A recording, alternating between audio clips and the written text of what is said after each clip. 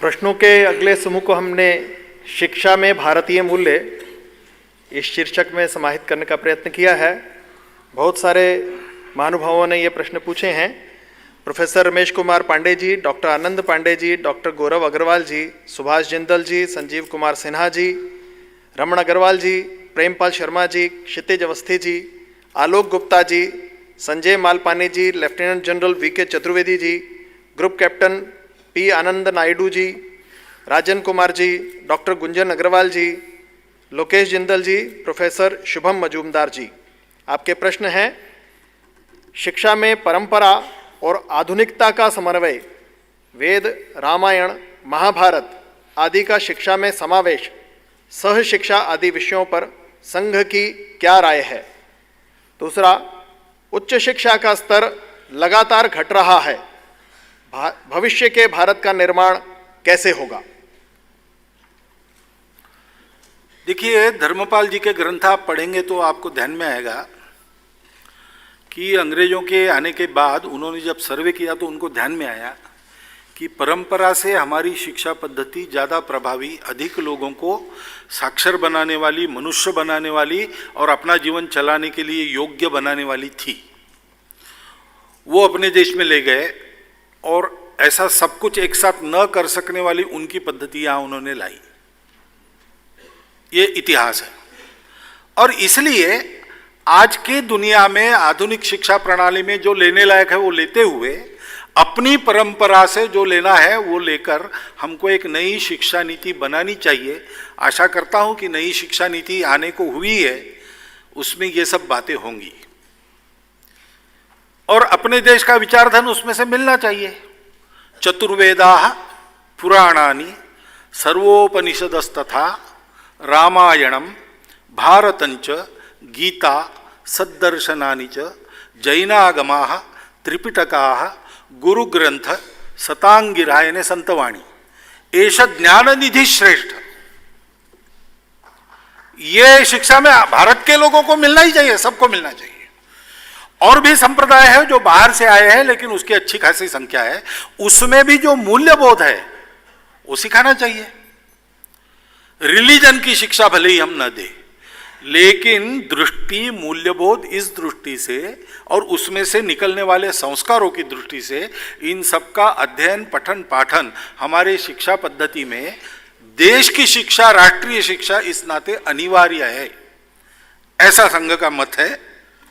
शिक्षा का स्तर घट रहा है ऐसा हम कहते हैं, शिक्षा का स्तर नहीं घटता, शिक्षा देने वालों का स्तर घटता है, लेने वालों का घटता है।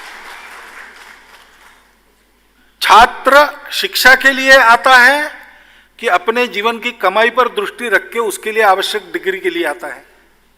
उसको हम घर में कैसा तैयार करते।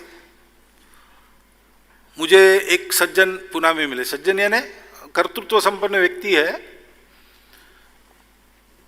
पढ़ेगा लिखेगा नहीं इसलिए शिक्षा छोड़ के उनके पिताजी ने उनको पुणे भेज दिया सातारा से, और वहां वो प्रिंटिंग प्रेस का काम उसमें नौकरी करने लगे। करते करते उनके ध्यान में आया तो उन्होंने अपनी एडवर्टाइज एजेंसी चलाई और साथ साथ शिक्षा भी पोस्ट ग्रेजुएशन तक पूरी कर ली।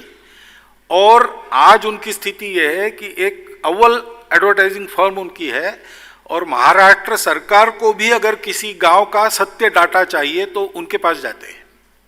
प्रदीप लोखंडे उनका नाम है। उन्होंने मुझे कहा कि भागवत जी, आप लोगों में भाषण देते हो, एक संदेश हमारा पहुंचाओ।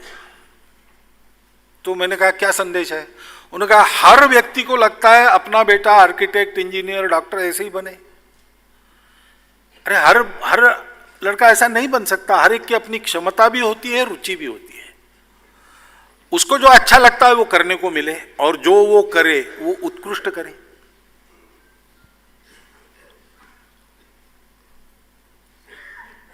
तिलक जी के लड़के ने कहा कि मुझे ये पढ़ने की इच्छा है, तो तिलक जी ने उसको पत्र लिखा कि जीवन में क्या पढ़ना तुम विचार करो। तुम अगर कहते हो कि मैं जूते सिलाने का व्यवसाय करता हूं तो मुझे चलेगा, लेकिन ध्यान रखो तुम्हारा सिलाया हुआ जूता इतना उत्कृष्ट होना चाहिए कि पूना शहर का हर आदमी कहे कि जूता खरीदना है तो तिलक जी के बेटे से खरीदना है। अब जो मैं सीख रहा हूं वो मैं उत्कृष्ट करूंगा, उत्तम करूंगा, उसकी उत्कृष्टता में मेरी प्रतिष्ठा है।